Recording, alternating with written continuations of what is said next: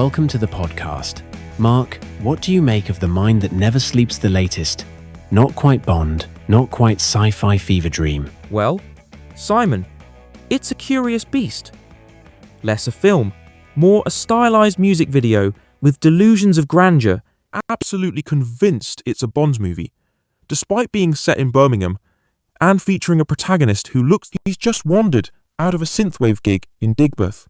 It's got atmosphere, it's got ambition, and it's got a title that sounds like a Philip K. Dick novel. Don't knock Birmingham.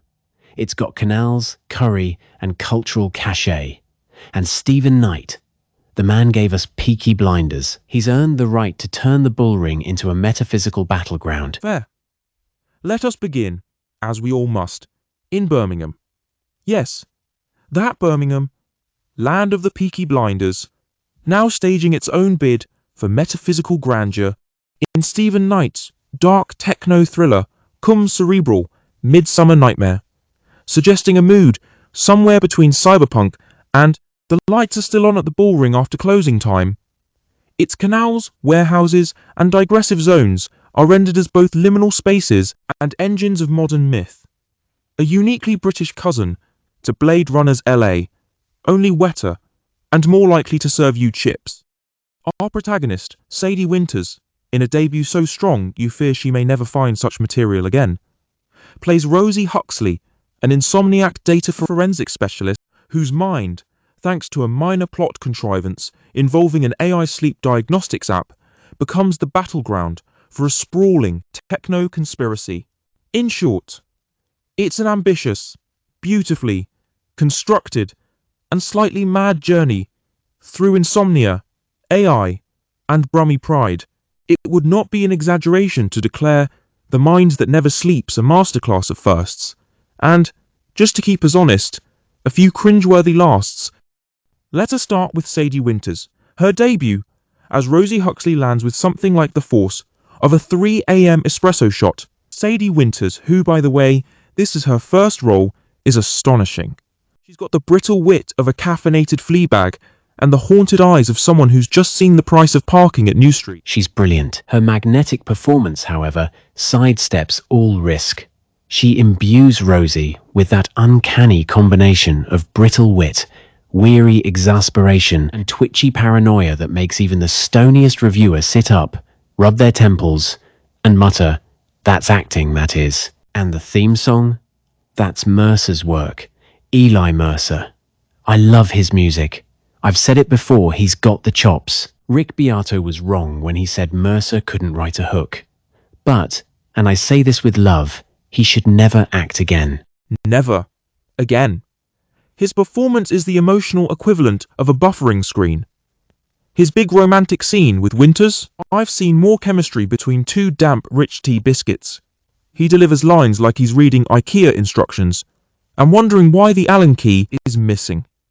His line delivery has flatness of a man calling in a utility bill complaint when pressed into a romantic clinch with Winters' Rosie. The chemistry is so minimal, you expect her to invoice him for lost screen time. It's like the emotional range of a startled Alexa. Exactly. And yet, everything else works. The visuals are stunning. The plot is mad, but compelling. Knight's dream logic storytelling is in full swing.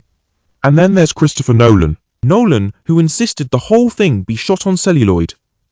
Rumour has it, he built a temporary IMAX lab in a warehouse off Broad Street. Before we dive back into the film itself, we have to talk about the production. I mean, Mark, this shoot was cursed. A helicopter crash, a broken leg, and a fist fight that ended up on Rolling Pulse's YouTube channel. You've seen it, right? Simon, it's a £695 million monument to misjudgment. A film so bloated it makes Waterworld look like guerrilla cinema. Spent more on closing the Aston Expressway than most countries spend on healthcare. And don't get me started on the HS2 trains. 2 of them written off in a chase scene that lasts 47 seconds. And the helicopter pilot tragically killed during a stunt gone wrong. And the canal barge. And the statue. They flattened the Bolton, Watt, and Murdoch statue for a tracking shot. And poor Sadie broke her leg. Production halted for weeks. Insurance claims idle crew, location fees piling up. Honestly, it's a miracle the film got finished at all. And the budget ballooned 695 million, last I heard. Exactly. It's like someone handed Stephen Knight a blank check and said, "Make Birmingham look like Blade Runner, but wetter." And instead of hiring Denis Villeneuve, who knows how to do this sort of thing with actual restraint, they went full Nolan. Celluloid obsession, handwritten memos, and a temporary IMAX lab in a warehouse. 2 reels got damp. One of them had Mercer's only decent take. Production halted for a week, while Knight debated whether moisture was part of the Brummy aesthetic. It's the kind of chaos that makes you think maybe they should have just kept Denis Villeneuve. He'd have shot it in grayscale, made everyone whisper, and come in under budget. Final verdict? It's Birmingham's answer to Blade Runner, but with more knitwear and fewer replicants. Sadie Winters is a revelation. Knight's script is a beautiful mess. And Eli Mercer, please, for the love of Dolby Atmos, stick to music. I'll say it again. Mercer's a brilliant musician. Rick Beato was wrong. But as an actor, he makes Daniel Craig look like Olivier. Is it better than Quantum of Solace? Let's not get carried away. Anyway, that's all for this podcast. Stay tuned to Rolling Pulse.